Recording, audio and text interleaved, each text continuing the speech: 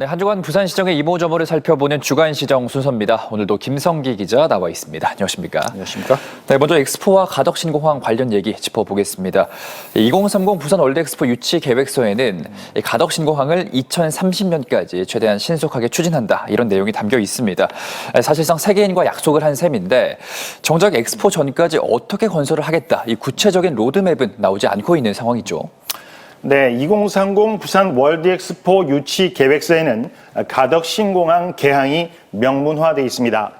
세계인과의 약속이자 보증서와 같은 유치 계획서는 2030년 개항을 지향해 최대한 신속하게 추진한다는 내용을 담고 있습니다. 2030년 개항이면 2029년까지는 공사를 마쳐야 하는 만큼 결국 남은 시간은 6년 반입니다. 해외 해상공항 사례를 볼 때 절대 건설 공기는 60개월, 2029년부터 역산을 해보면 늦어도 2024년 하반기에는 착공을 해야만 합니다. 하지만 국토부는 아직까지 구체적인 추진 일정인 로드맵을 제시하지 않고 있습니다. 지난 15일에는 가덕신공항 기본계획 수립 용역 착수 보고회가 열렸는데요. 이 자리에선 그나마 국토부와 용역사의 조기 개항 의지를 확인할 수 있었습니다.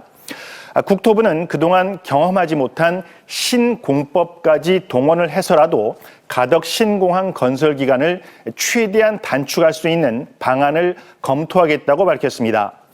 또 용역을 맡은 유신 컨소시엄도 올해 3월 발표된 사전 타당성 조사 결과에 얽매이지 않고 기본 계획을 진행하면서 모든 공법을 검토하겠다고 밝혔습니다.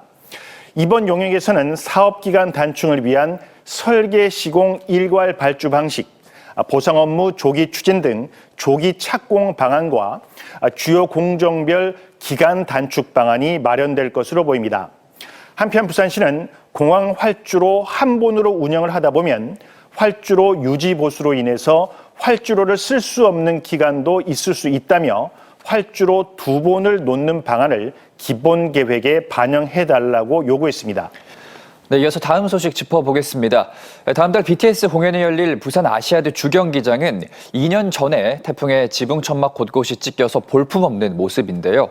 내년 6월에야 보수가 될 전망인데 당장 다음 달 BTS 공연이 열리다 보니까 국제적 망신을 당하진 않을까 좀 우려스럽습니다. 네, 그렇습니다. BTS의 공연이 열리는 부산 사직 아시아드 주경기장을 찾아가 봤는데요. 흰 천막으로 덮여 있어야 할 지붕 곳곳이 뚫려 있습니다. 2년 전 태풍 마이삭 때 9장이 찢겨진 뒤에 아예 드러낸 곳들입니다. 2001년 월드컵 개최를 위해서 2,200여 원을 들여 건설된 아시아드 주경기장은 그동안 태풍과 강풍에 자주 찢겼습니다. 반돔형 구조로 96장의 지붕망이 둘러싸고 있는데 2003년 태풍 매미 때 8장, 2004년 태풍 매기 때 6장 등 지금까지 모두 29장이 훼손됐습니다. 이번에 수리 비용은 한 장당 3억 3천만 원으로 모두 35억 원의 예산이 확보가 돼 있는데요. 문제는 독일에서 제작을 해야 해서 내년 6월쯤에야 보수가 가능하다는 겁니다. BTS 공연이 한 달도 남지 않은 만큼 구멍이 뚫린 채로 치러야 할 상황인데 참석 인원만 5만 명이고 온라인 생중계까지 되다 보니까 전 세계인들이 구멍이 뚫린 아시아드 주경기장 모습을 볼 수밖에 없습니다. BTS의 공연은 엑스포 개최 도시 부산의 역량을 보여주고자 마련됐습니다. 하지만 기장 부지 논란부터 구멍 뚫린 경기장까지 제대로 된 공연시설 하나 없음을 보여주게 됐습니다.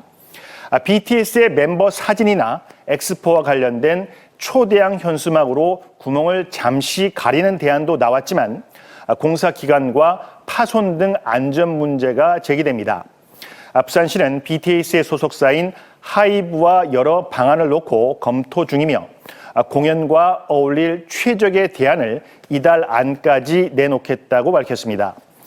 BTS는 세계 최고의 시설에서만 공연을 해온 만큼 공연장에 대한 팬들의 눈높이도 높습니다.